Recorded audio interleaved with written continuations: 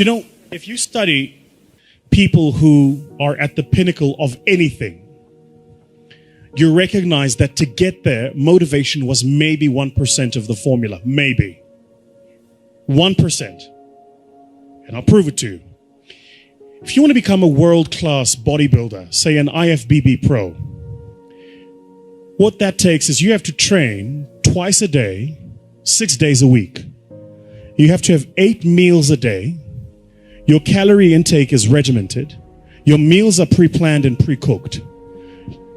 You don't eat according to taste, you eat according to function. So my trainer, for instance, will eat and I'm going, what are you eating? And he's having he'll have chicken that was boiled without salt. And he'll have like half a kilo of it. And what are you doing? He says, I'm taking in protein. He doesn't say I'm eating. He says, I'm taking in protein. For him, it's functional. It's not taste-based. Then you will probably have to train for a minimum. And this is if you are a genetic phenom. You'd have to train for a minimum of 10 years before you could get on a stage and compete at an average level with an average global bodybuilder. Average. Okay. So why am I telling you this? All of us here at the beginning of a new year write these things called New Year's resolutions. And then New Year's resolutions, number 1, make more money. Yeah? Number 2, change my boyfriend. Number 3, get into shape. Yeah? Number 3, get into shape is somewhere in the top 3. So what do? You go to the gym, you get a gym membership. Yeah? You go to the local Nike store and you buy like all of your gym gear. You are motivated. You are inspired. You are going to the damn gym. You go to YouTube, you subscribe to all of the fitness channels. You go to your Instagram, you follow all of the fitness models. You are motivated. You are going to the damn gym. You're going to get in shape. That's what you're going to do. The people you're following on YouTube have been working on for a minimum of 5 years to look like that. So you have the incorrect understanding that after a month of working out, you're going to look like them. So what happens in the first month? You're excited. You go to gym every single month, and you take the pains and your body is sore, but I'm excited. I'm going to gym. Then life happens. Company doesn't make money. You don't make your targets. You fall a bit ill. Something happens. And all of a sudden you stop going to gym for a day. A day becomes 2, 2 becomes a week. Now all of a sudden you've had a gym membership for 3 months and you haven't been in that time. What did you miss? You thought motivation was the formula. Winners don't need motivation. Winners need discipline. Discipline's about getting it done because it needs to get done, not because I feel like it, not because I'm motivated for it. You think Nelson Mandela was motivated to spend 27 years in prison? You think Martin Luther King was motivated to march across the states and proclaim freedom? You think, if you look at people that change the world, they're not doing it because they're motivated. They're doing it because they made a commitment to do it and they disciplined to see it through. Discipline is far more important than motivation, which is why you got to be careful the decisions you make. Because once you make the decision, you have to see that decision through. Like my mentor says, first we make the decisions, then the decisions make us. So you got to be very careful the decisions you make. Be very careful the commitments you make. Motivation, I'm telling you now, is completely overrated. It's important. Don't get me wrong. We meet according to motivation. We feel good, rah-rah. But that'll fade. You need a stronger will and a deeper commitment to see things through. One of my key phrases for the whole day: disciplines work miracles. Disciplines work miracles. And here's the first piece that works miracles. Number 1, do what you can. Do not let neglect grab you by the throat. Don't let neglect stall you on your path toward prosperity and health, being able to become powerful, influential, rich beyond wildest imagination. Don't neglect what you can do. If you can read, read. If you can change, change. If you can grow, grow. If you can take one step, take one step. Do not neglect to do whatever you can do at the moment. Of course, you can't run a multi-billion-dollar business today. Mark couldn't either 10 years ago. Mark couldn't either 5 years ago. But I'm telling you, today he can do it because step by step, year by year, he took on what he could do. He didn't neglect it. He did the meetings he could do. He made the calls he could make. He read the books he could read. He took the classes he could take. And step by step, he got himself ready. I'm telling you, do not neglect to do whatever you can do because it'll work miracles. Of personal development first, productivity second. Now, do what you can. Here's number 2, do the best you can. If it's a foggy night and you can only see 100 feet, how can you see another 100 feet? Answer, walk the first 100 feet. Walk as far as you can see, and then you can see some more. And walk as far as you can see, and then you can see some more. So what you've picked up here, just do it as far as you can see it. And I promise you, if you'll execute as far as you can see it, you'll be able to see more. Do that, then you can see more. And finally, get in tune of doing the best you can. And you'll have the activity that'll develop the disciplines that will set this sail so that you can say, it doesn't matter how the wind blows. I'm prepared. For some people, they see discipline as sort of an ugly word. Don't talk to me about discipline. But what you must understand is discipline is a most incredible creative force. Discipline builds a career. Discipline develops good health. Discipline forms the most incredible marriage. Discipline puts together a friendship that won't quit forever. Discipline develops skills that can be magnified, and touch the world. Discipline opens up music. You can't have incredible music without discipline. In fact, we call them the disciplines. We call architecture and music, and we call playing an instrument. We call sculpturing. We call painting. We call writing, composing. We call those the disciplines. And the disciplines gives us the indication that yes, it doesn't come except by discipline. But it also means that the discipline is the open door to the creative process to turn nothing into something and to turn imagination into reality. So here's what you must learn to do. Appreciate the disciplines and welcome the disciplines. Here's a good question to ask. What other discipline could I begin that would open up a whole new expression in my life of turning imagination into reality? Without discipline, there is no enterprise. Without discipline, there is no magnificent structure. Without discipline, there is no music. Without discipline, there is no health. Without discipline, there is no advantage. There is no future. So discipline is all when it comes to imagination, having something real, believing in it, and turning it into reality. The key to development is to be all that you can possibly be. I don't know what your talents are. I don't know what your skills are, but here's what I probably am right on, that you're behind on an accelerated effort toward your full development. I would suggest that. Now, for some of you, I know that's probably really not true.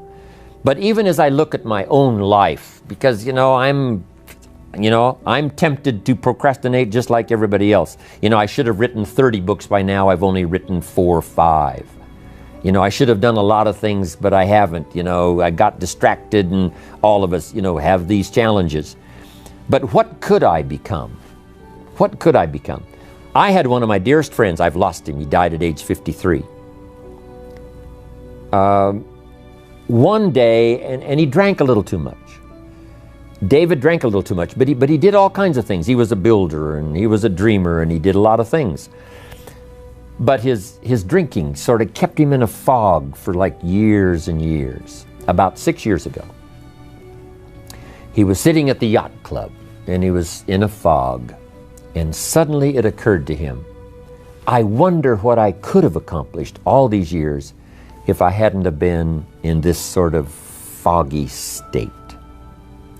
And he said that did it. And the last 6 years before he died, he was free. And he accomplished some incredible things that last 6 years. Being all that you can be and not let habits drag you down. Not let things, sidetrack you from the full development of what you have the capable of being. What all could your heart encompass if you really had the chance and you really had the disciplines and really got to it? What could you really become? What could you earn? How healthy could you really be? How many books could you write? How many poems could you write? So here's what I would ask of you. If you feel that you're a little bit stalled, wherever you are in your progress, I'm asking you to correct that. I'm asking you to see if you can't possibly be on a more accelerated track toward your possibilities and your full development. Here's what life is all about: to become all that we can possibly be. The full development of all of your potential, that's number one. Number two is the wise use of all of your resources. That's what life is all about. Discipline. If there is a magic word that stands out above all the rest, this is the one: discipline. Discipline is the bridge between thought and accomplishment, the bridge between inspiration and value achievement, the bridge between necessity and productivity. Remember, all good things are upstream. The passing of time takes us adrifting, and drifting only brings us the negative, the disastrous, the disappointment, and the failure. Failure is not a cataclysmic event. It is not generally the result of one major incident, but rather a long list of accumulated little failings. Failing in life is failing to think today, failing to act today, failing to care, to strive, to climb, to learn, to keep trying day by day. If your goal requires that you write 10 letters today and you write only 3, you are down 7 letters. If you want to make 5 calls and you only make 1, you are down 4 on calls. If your plan calls for saving $10 today and you save none, you're down $10 today. Now the danger is looking at an undisciplined day and concluding that no great harm has been done. It doesn't seem like such a bad day, but add up these days to make a year, and then add up those years to make a lifetime, and perhaps you can now see how repeating today's small failures can easily turn your life into a major disaster. Success, on the other hand, is just the same process in reverse. If you plan to make 10 calls, and you end the day making 15, now you're up 5 calls. If you then get up a few on letters, move up the savings numbers, you can see what a massive difference it could make in a year, and what wealth and accomplishment awaits for a lifetime. Discipline is like a set of magic keys that unlocks all the doors of wealth, happiness, sophistication, culture, high self-esteem, pride, joy, accomplishment, satisfaction, and success. The first key to discipline is awareness of the need for and the value of discipline, and especially the discipline to make the changes. What will it take? What must I do? And what must I become to get all I want from my life? The second key is the willingness. More than that, the eagerness to maintain your new discipline deliberately, wisely, consistently. And the third key to discipline is the commitment to master the circumstances of your daily life, to see and harness the opportunities to make something of the sun and the rain, the good as well as what comes in the guise of misfortune. Discipline does many things, but most important of all is what it does for you. It makes you feel better about yourself. Even the smallest discipline can have an incredible effect on your attitude. And the good feeling you get, that surging feeling of self-worth that comes from starting a new discipline, is almost as good as the feeling that comes from the accomplishment of the discipline. Second, a new discipline immediately alters your life direction. You don't change destinations immediately. That is yet to come. But you can change direction immediately. And direction is very important. Third, discipline cooperates with nature. Everything strives. It is a common life function. How tall will a tree grow? As tall as it can. Everything strives to become all it can possibly be, And that striving to become is what discipline is all about. Disciplining ourselves to fulfill our natural potential to become all that we can be.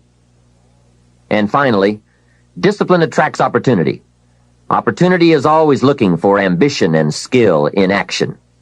Discipline taps the unlimited power of commitment.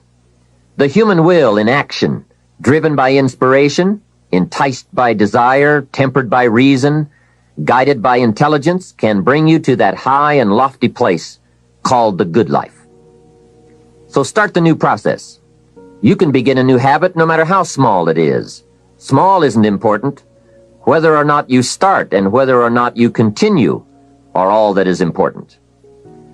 So to have a prosperous life, start a prosperity plan. To become wealthy, start a wealth plan. Remember, you don't have to be wealthy to have a wealth plan. A person with no means can have a rich plan. If you are ill, start a health plan. If you don't have energy, start an energy plan. If you don't feel good, start a feel-good plan. If you're not smart, start a smart plan. If you can't, start a can plan. If you haven't, start a have plan. Anyone can. Even a bad person can start hearing good messages and reading good books. Recognize that the start of the better life, the happy life, the wealthy life, is today. This is exciting. Both the process and the result can begin today. Start the new journey today. If you think of a new idea, today is the day to begin the discipline of putting that idea into action. Set this day up as a long, busy, exciting start for your new life. Get your first book for your new library today. Begin your new practice of setting goals today. Start clearing out a drawer of your new orderly desk today. Start eating an apple a day on your new health plan today. Put some money in your new investment for fortune account today. Start reading with intensity for your new wealth of mind plan today. Write a postponed letter today. Make a delayed telephone call today. Pick up your camera and take a picture of something to start your new treasury of photographs today. Get some momentum going on your new commitment to the better life. See how many activities you can pile on in this first day. Go all out. Break away from the negative downward pull of gravity. Start the thrusters going. Prove to yourself that waiting is over, hoping is past, and that faith and action have now taken charge. It's a new day, a new beginning for your new life. With discipline, you can't believe the list of positive moves you can make in the first day of your new beginning. Thank you for watching. Don't forget to subscribe to this channel, and you can share this video with anyone who might benefit. And also don't forget to check out the playlist, Digital Learning, for more related videos. I'll see you in the next one.